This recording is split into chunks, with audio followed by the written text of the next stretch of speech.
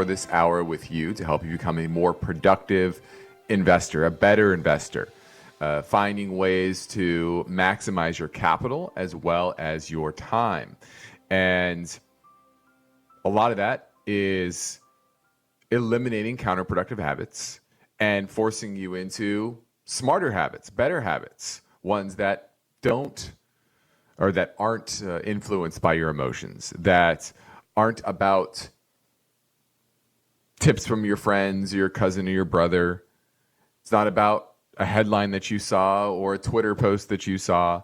It's about studying the facts on the ground, understanding the assets that you're investing in, the risks and reward, the positives and negatives about a particular sector or a particular company, whatever that is. And this isn't about chasing returns. It's about chasing good investments, good sound investments that are aligned with your goals. Okay. And sometimes you learn these things the hard way by making mistakes. Other times you can learn the easy way, which is talking to people that have been doing it for a long time, that have maybe learned these mistakes the hard way themselves, or maybe learned from that previous generation who also maybe did it themselves, right? Learned the hard way themselves and gave that message, gave that advice through to the next generation. That's what we're all trying to do, is take everything we've learned, the easy way and the hard way, and give you some unbiased perspective and data developed with over 20 years of investment experience. And InvestTalk is about helping you on your journey, on your quest to financial freedom. And to that end, this is about your questions and tackling your questions, but that means you have to call InvestTalk. And the phone line never closes. It's 888-99-CHART. Now, my main focus point today looks into the story behind this question. Could this be a momentous week for bank rates? And could there be major pivot points ahead? And this is, we know we have the Fed meeting this week, but we also have the ECB and the Bank of Japan. And both of those have a little bit different situations than we do here in the US, but they can mean a lot for global liquidity, global economic growth, et cetera. So we're going to dig into what we might see out of not just here in the US, but abroad as well. Now, time permitting, I want to touch a bit on the oil industry. You might be shocked to know that number of shale rigs is actually down from the beginning of the year, despite oil prices being relatively stable, starting to rise recently. And this could be a reason for that. I'm going to talk about why that might be. Also, consumers are feeling a bit better about the economy. Why is that? And what that could mean going forward. And then lastly, Binance. Binance, this is one of the big crypto exchanges that's not public, that's private. We all know what happened to Sam Bankman-Fried's exchange and the issues there. Are there other problems with Binance underneath the hood, and what does this say about the crypto industry as a whole? So we're going to look at that headline as well. But ultimately, this is about you. We're going to take your voice bank questions. One is on Magic Software Enterprise, MGIC, and SciPlay Corp, SCPL. We also have an iTunes review question that we're going to get to. So we have this all planned for this episode of InvestTalk. We have a perspective segment on the history of U.S. trade policy. I want to talk about that because you might think that forever we've just had this free trade mantra.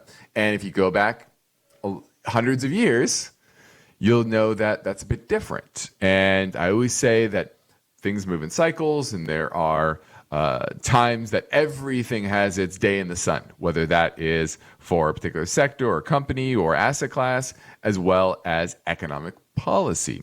So we're going to look at that perspective on top of it. But most of all, this is about you and your live calls at 888-99-CHART is how you get through and ask your question live from 4 to 5 Pacific time each and every weekday. Or if you're listening after hours, you can leave a message and we'll answer it on a future show. All right, now let's take a quick look at the market today. We had option X on Friday. So today was a lot of jockeying for position. You had some big movers, Nikola down about 5%. You had Sirius XM, that was down 15%. So you had some pretty big movers. AMC up 33%. That one's always all over the board. NEO up about 10%. Compass up about 11%. So we've had some big movers. We're still in the midst of earnings season, but we had overall a positive day. Broad U.S. market up about 1/3 of 1%. But the broad market flat to positive. And we'll see as we go into the Fed meeting on Wednesday. Usually you get light volume, not a whole lot of volatility up until that announcement. And we'll get to that topic a little later. But first, we're going to pivot over to our first listener question now at 888-99-CHART. Justin or Luke, thank you for all that you guys do. Was hoping to get your take on Enerplus Corporation, ERF. I've held the stock for a little now. Was wondering if you would buy more, sell out, or hold. Thank you. Bye. All right, this is Enerplus, and this is a Canadian oil and gas company, and we actually own this for clients in actually our cover call strategy. Yields 1.2%. Earnings are supposed to go from $3 last year to $2.31 this year, but back up to $2.87 next year, and it's only $16 stock. So trading about 6 times forward-looking earnings. And this is a name that they have diversity of assets. They have this history of strong profitability, pretty much no debt on their balance sheet. Enterprise value to EBITDA right now is at 2 times. And historically, it trades closer to 6 times.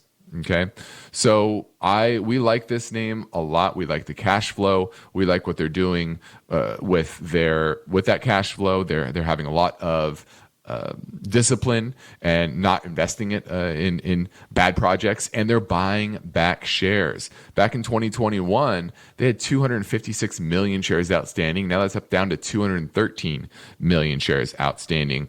So over the last couple of years, bought back nearly 20% of their float. We really like that. And if you look at the history of their profitability, it's pretty good, and it is probably over-earning a little bit right now, but still it's allocating that capital very well. And obviously, if you want to gain access to the oil patch, especially in Canada, and definitely a little bit more operating leverage when it comes to oil prices. So this is going to be a little more volatile than most of your energy names because of Canada. It's being located in Canada, and it's relatively smaller cap, right? $3.5 billion market cap. Not a huge company, but definitely well run and very profitable at the moment, and that's why we like it. All right. Now, as we head into a break, let me tell you about our new video feature we are producing. It's called the InvestTalk Sector Spotlight, and it is free right now over on YouTube. The first episode talks about technology and its rapid innovation. We discuss AI, blockchain, cloud computing, as well as software as a service. The InvestTalk Sector Spotlight you can find right now on YouTube. Just search InvestTalk. Now, the phone lines are open, waiting for your questions at 888-99-CHART.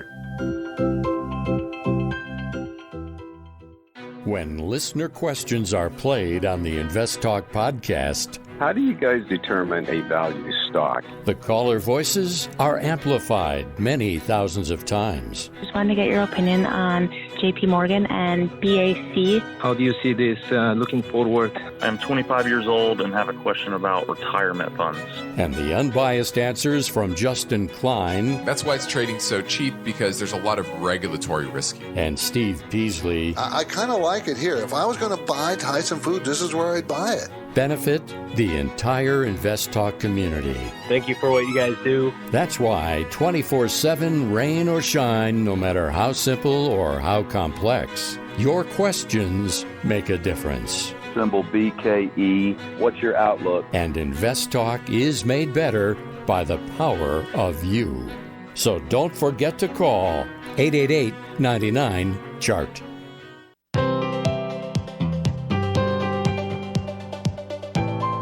Justin Klein is here and ready to take your calls live. InvestTalk, 888-99-CHART. Now, our main focus point today looks in the story behind this question. Could this be a momentous week for bank rates? And we have three major central banks that are announcing decisions this week. And per usual, it's kind of like earnings where the market expectations are X. And most of the time, especially in this parlance, the central banks do what the market expects. Central banks don't like to surprise the market. But just like earnings, it's not about that move. It's about what they say going forward. And so we have the Federal Reserve here in the U.S., Bank of Japan, as well as the ECB. And they're all approaching pivotal moments in their monetary policy trajectory. And the Fed is expected to raise a quarter point. But that could be the end of 10 consecutive interest rates. Well, sorry, last month was a pause after 10 consecutive increases. This would be the 11th out of 12 opportunities for them to raise rates. But it's all about what they're going to signal about next Fed meeting, which is in September and going forward. And the market right now is kind of thinking that they're going to pause. Why? Because the CPI came in right around the 3% level. Even though core CPI is still relatively elevated, a lot of that has to do with shelter CPI, which is a very lagging indicator. And so if you look at shorter term rate of change figures, inflation is relatively dead. And that shouldn't shock anybody considering that quick rise in interest rates. And so, they're close enough for government's work when it comes to that 2% inflation target being around the 3% rate and continuing to decelerate. I think they have room for to be data dependent, and you're likely to see that going forward. You're likely to see what happens in August, what happens in September for those basically July and August numbers, and that will give them more understanding of whether inflation will continue to stair step lower. And I said this a while ago that the June number is where you're going to see that large stair step lower. But I could definitely see the next 2 months continuing that path, but probably not at the same deceleration, right? We went from 4 to 3 basically in one CPI print. We're not going to go from 3 to 2, most likely over the next two months. But that's something that they're going to be watching, and they're going to communicate that. They're probably data dependent. And the debate going forward is really about how dovish they want to get, right? Because the market's going to interpret them saying, hey, we're going to pause going forward, most likely as a very dovish statement. They're unlikely to do that. They're likely to have very hawkish rhetoric with a hint towards a pause in September. So that's most likely. And that's frankly is the least momentous aspect of what's happening in the central bank world, because the Fed's already at 5%, 25 basis points. It's a small move relatively, right? Whereas the ECB, they're at about 3.5%, okay? And they raised rates last month to that level. And so another 25 basis points is, as a percentage terms, right, much higher, the delta of the delta. And the market's pricing in a 99% chance of another 25% hike on Thursday. Not 25%, 25 basis point hike on Thursday. Now, inflation has come down, but it's still elevated, 5.5% as of late. And once again, the key focus is on the future path of those rates. And it looks like, and that's why the euro's gotten stronger and the dollar's gotten weaker, it looks like the ECB is on a path to hike a little bit more, as opposed to the Fed likely pausing. Now, in Japan, the exact opposite's happened. They've had yield curve control for a while, and what you're likely to see going forward on Bank of Japan is saying, hey, a split decision on them doing nothing, because they haven't done anything for a while. But that would indicate that going forward, maybe later in the year, in the fall, that they actually may raise interest rates from the negative 0.1% that the short-term target is at now. And that's because they are finally above 2.7% was their inflation rate last month. And Sorry, that was 3.3, which is above the 2% target. So they have room now to raise rates. Now we're heading into a break, so give me a call now at 888-99-CHART.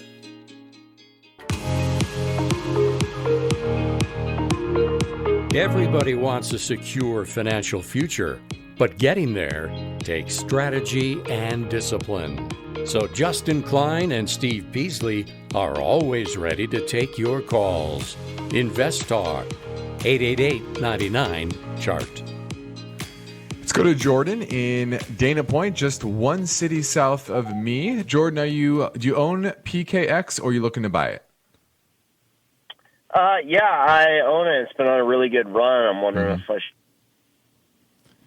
Yeah, it did go on a pretty nice run here. Let's see. It went from just about 2 weeks ago, it was hanging around the 75 level, and now we're at 118. And today was very high volume, very, very high volume, closed kind of near the lows.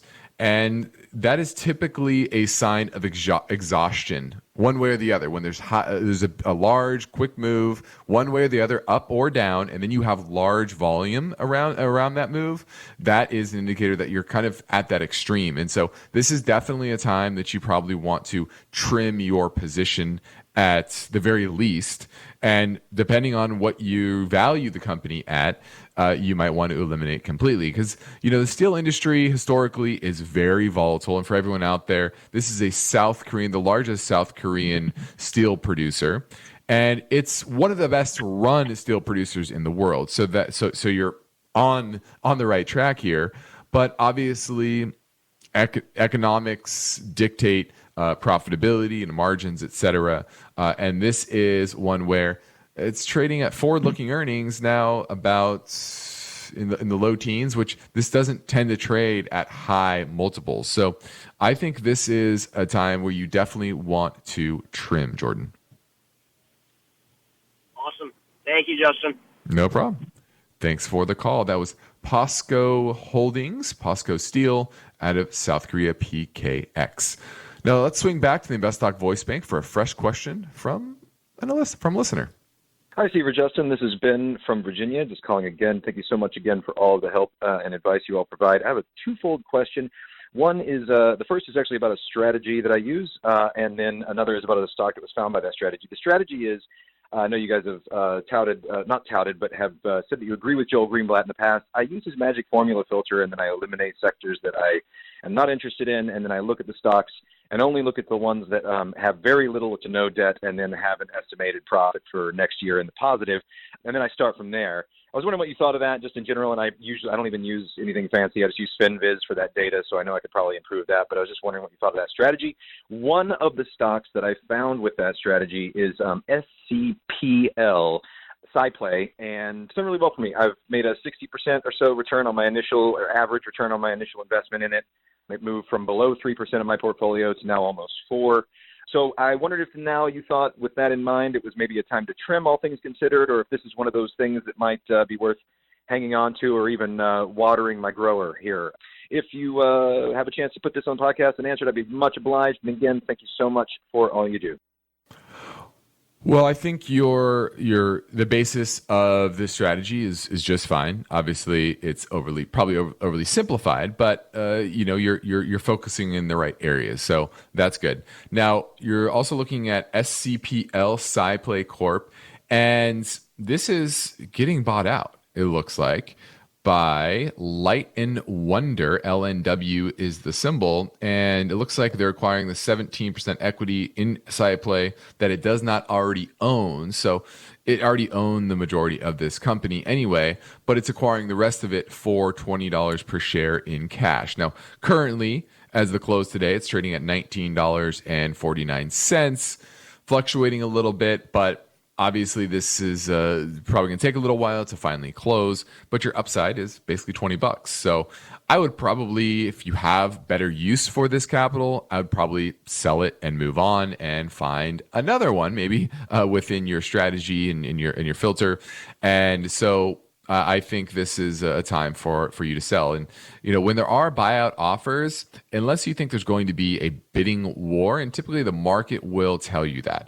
The market will tell you that by the price of the stock trading above the offer price in the market, or the offer price that the acquirer is offering. So if it is, then, maybe you want to wait, could potentially get multiple bids, etc. This one trading at 1949, I think that's fine. I don't see any reason why you want to hold on to it. It's probably going to sell for $20, and you probably could use that capital better right now. Thanks for the call. Now let's touch a bit on, actually, we're going to go into a break here, but after the break, I want to get into the oil industry and the fact that you're starting to see some interesting trends when it comes to shale rigs, and not just the ones that the large public companies are drilling, but also private companies as well. And there's some dynamics between the two that are causing public companies to not necessarily grow their rig count, but at least maintain it. But the private companies are cutting their rig count, and I'm going to talk about why after the break. Now, in the next Invest Talk, we'll look into the story behind this warning. Don't go chasing recent returns. One market strategist is warning against mistaking performance for future returns. That story tomorrow, but for now, I'm Justin Klein. I'm ready to take your questions live at 888-99-CHART.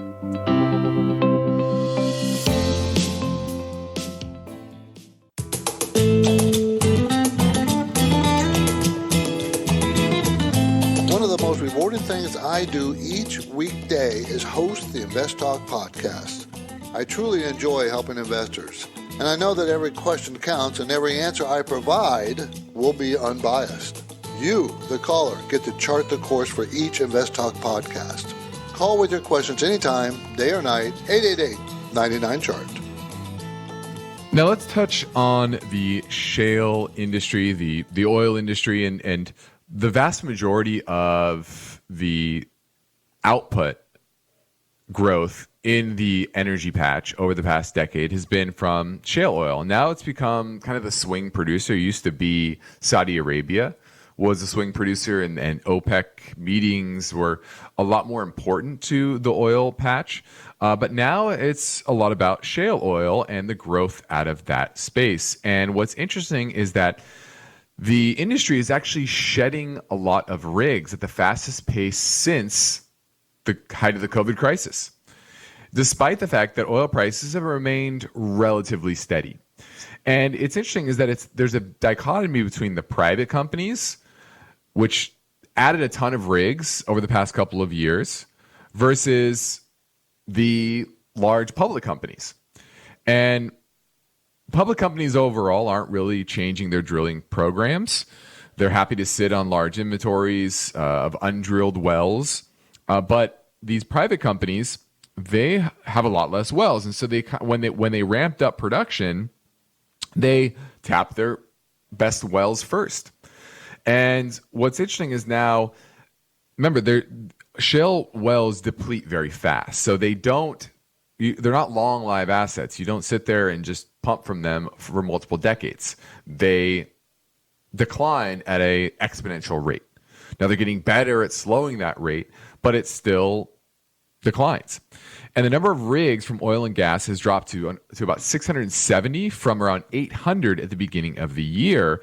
Private drillers account for roughly 70% of that decrease. And remember, private drillers have a lot less wells than the large ones because they have so much capital and they've invested so much. And so what you're seeing is that larger companies mostly aren't really shedding. They aren't really growing rapidly either, but they're about capital restraint. And they learned a lot from the 2014 period when they just borrowed a bunch of money, levered up their balance sheets, and focused a lot more on supply growth. And that's changed. We've talked about that, how now the C-suite are incentivized to return capital to shareholders, either through stock buybacks, dividends, paying down debt, etc. And what you're seeing is that for the private drillers, not only do a lot of those still have debt on their balance sheet and the cost of that debt is going up. And so going out there and drilling more wells, investing more CapEx into these wells is more expensive. And then if you look at the break-even costs, those are going up as well because the cost of materials are going up. And, you know, for example, steel pipes, they're still up 40% over the last 18 months. And so when you saw prices at $120 per barrel, it was fine. It was easy. But now that it's kind of hanging around the 75 mark, it's kind of the average for the year. It's still profitable, but not big, juicy profits. And so they're a lot more selective on putting wells to work. And the small frackers have exhausted a lot of those wells, mainly in the Permian Basin, and that growth is starting to slow.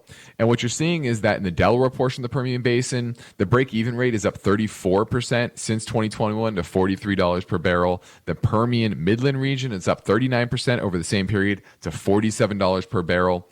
And weak natural gas prices are playing into this as well. The bigger companies, they're able to kind of spread these higher costs amongst a larger number of wells and keep that efficiency, whereas these smaller ones, they're having more difficulty.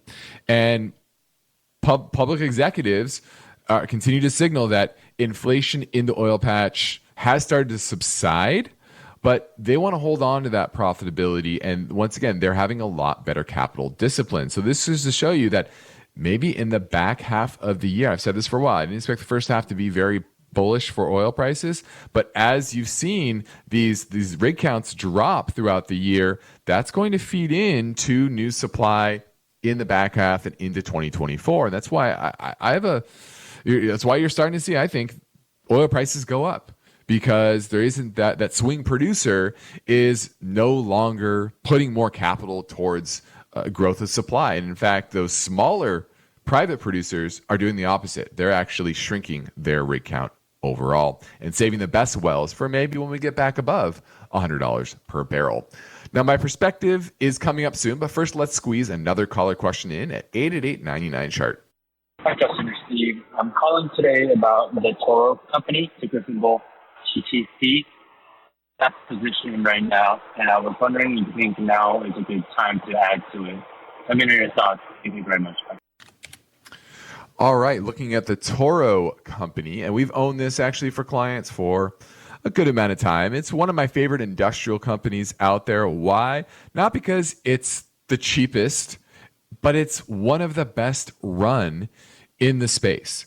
Not a huge company, about $11 billion market cap, so right in the mid-cap space. But historically, its profitability and return on equity is averaged in the mid-30% range, and that's where it's at now, 37%. So it's a very well-run company. It has pretty much no debt, very minimal amount of debt on its balance sheet.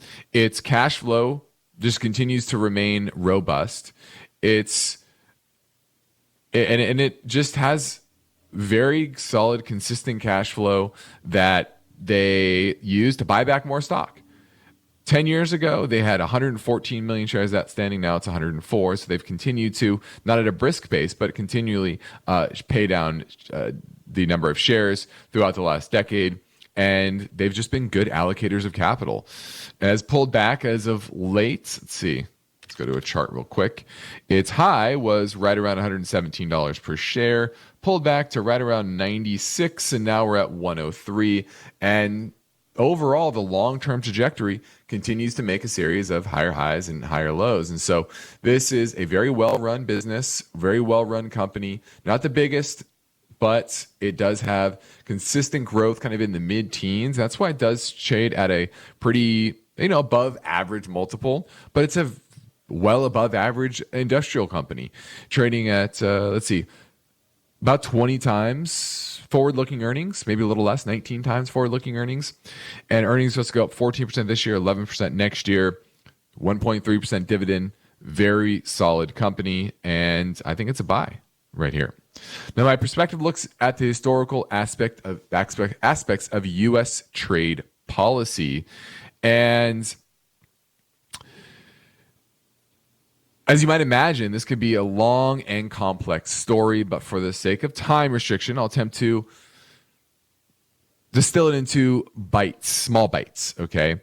And first off, if you look at international trade and trade policy today in 2023, continues to be pretty controversial. But if you look back in the history, you know the United States has been on and off when it comes to its trade policy. Now, if you look at that as just the last half century, yeah, it's all about open markets, open borders, etc. But that all hasn't always been the case. For most of U.S. history, we had a fairly substantial barrier to imports. Why? Because we try to protect domestic producers from foreign competition. This is not anything new. We used to do that a long time ago. And if you look at the average tariff, you will know that in the 1790s, the average tariff was about 15% of the cost of a good. And it rose consistently, generating additional revenue to help finance the War of 1812. In fact, one of our founding fathers, Alexander Hamilton, wrote a report on manufacturers, and it called for the government to support manufacturing through subsidies and import tariffs. Now, these recommendations were not widely implemented, but he wrote a lot about it. He was a big fan of these type of tariffs.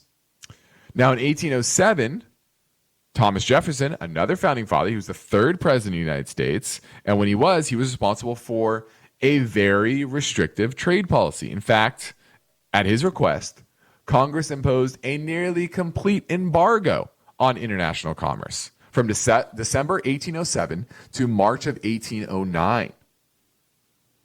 And this had a profound impact on the economy, as you would expect. Export weighted average of price in raw cotton, flour, tobacco, and rice exported fell by 1/3 within a month or two. A lot of that had to do with, less ships coming in, less ships to ship things out. Okay? The price of imported commodities rose by 1/3 because of lack of ships coming into harbors.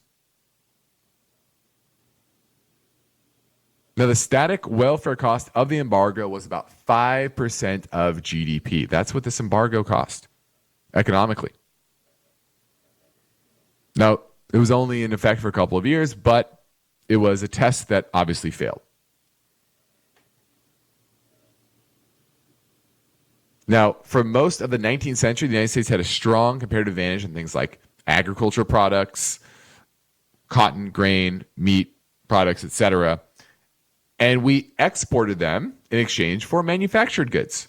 That was mainly our economy up until the late 1800s, when we started the Industrial Revolution. About 1850 onwards, that changed dramatically, right? The mid-1890s, America export of manufacturers surged.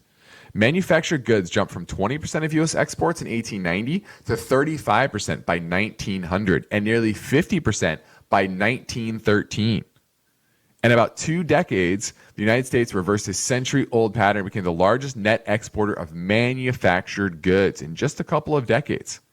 Between 1880 and 1900, American steel production grew from 1.25 million a year to more than 10 million a year. And by 1910, America was producing 24 million tons per year, far more than any in the world, any country in the world. So that's kind of the history of our trade. And obviously, these policy sentiments kind of ebb and flow.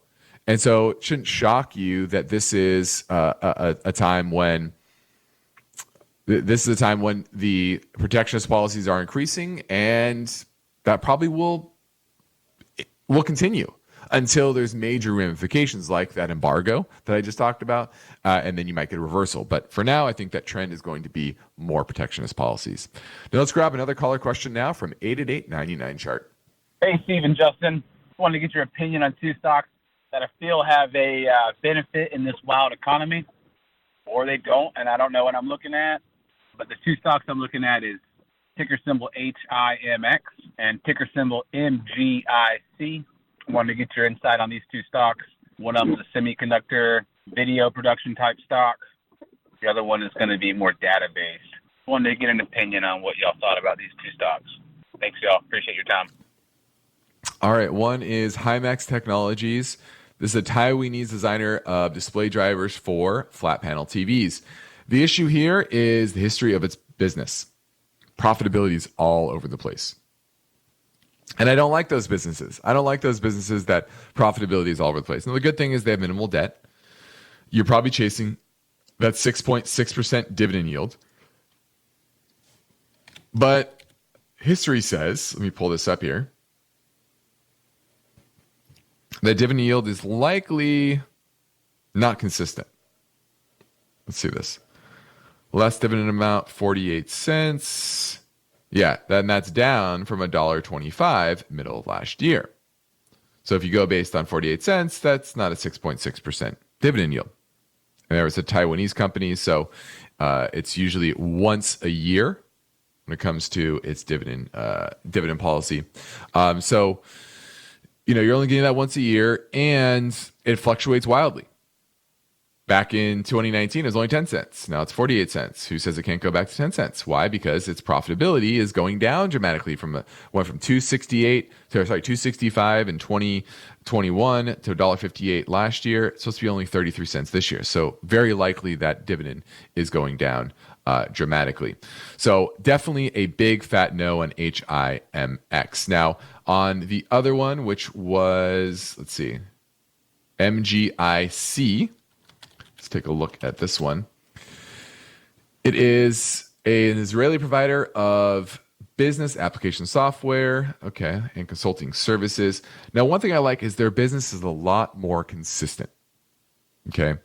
Earnings in 2016 was 44 cents, and it's basically increased its earnings every single year since. Yeah, it has. At a slow pace, single digits maybe, but I like that. Now, you're also probably after that dividend. Let's take a look at that dividend, 4.8%. Last dividend amount was 30 cents. This is also a foreign company, so let me guess. It's paying, this does pay quarterly. So that's a positive, or does it? No, actually it doesn't. Yeah, last played August 29th of last year, and then April 6th of this year. So a big gap between, and it's very volatile. I definitely like this one better because of that consistency. They don't have any debt on their balance sheet. That's a positive.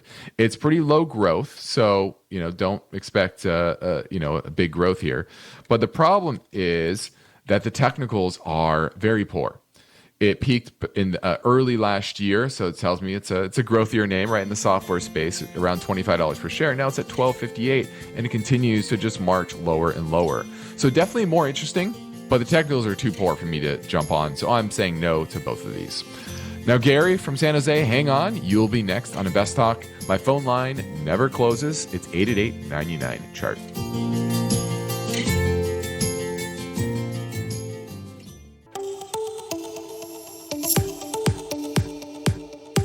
Each day, InvestTalk listeners submit their finance and investment questions via phone or email.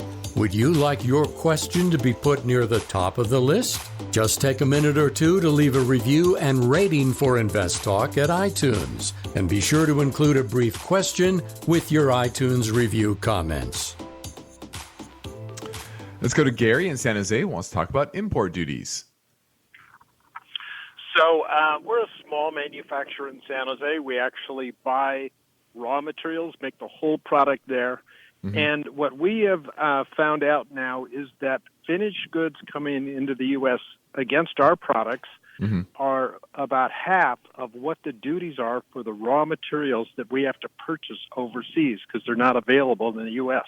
Interesting. So I think a large part what has happened is these big companies, they make a deal with a senator or whatever, say, hey, I'm going to put a warehouse in your state. Can you work something out on the duty on this stuff? And so what ends up happening is finished goods come in at about half of what we have to pay for raw materials. And here's the second thing.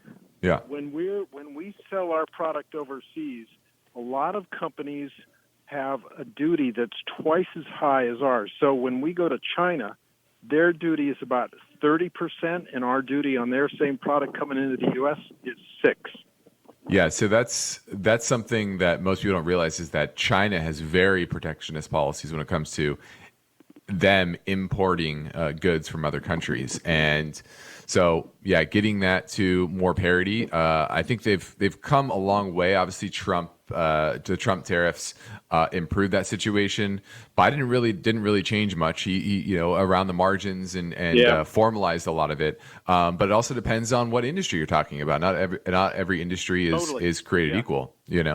So like you said, maybe it's there's more lobbying for certain parts of different industries, whether that is those on the behalf of the exporters or the importers. So how do you handle that? How do you handle the competition who can easily undercut you? So we don't have a basket of lawyers that we can put in on this, but if we write our congressman or whatever, it's just on deaf ears. And same way with Europe. Europe is about double. So our products in Europe are about 15 to 20% duty. But again, coming into the U.S. from Europe, it's about 6 to 8%. So really a big disadvantage. And what industry are you in? What sector? Well, I won't say because it'll really give it away, but got it. I'd say it's a commodity type item, and I mean it's specialized, but it's not high tech at all. Got it. Okay. So. Yeah, I mean that's where our advantage here in the U.S. mainly is on the high tech manufacturing, and obviously with lower labor costs abroad. They can produce those low level products cheaper and easier, and then obviously there are protectionist policies, whether that are those are the tariffs we talked about with China, or in a lot of times it's subsidizing those industries so they can compete with ours here domestically. And I think the good thing is, I think the best accomplishment for Trump was that he put an eye towards this, right? What this competitive landscape that needs to be improved on, right? Industrial policy and trade policy, that there was kind of this mantra of free trade, low tariffs, and that's better for all. But obviously, due to the Rust Belt and the problems that and the hollowing out of those areas, it's pretty clear that policy doesn't work long term. It creates too much resentments, too many economic problems. Now it's just a matter of who can actually address it in a more targeted way, and in a way that doesn't kill business overall and profitability, but can improve the domestic businesses. More equitable. More equitable. Equitable. Yeah, exactly.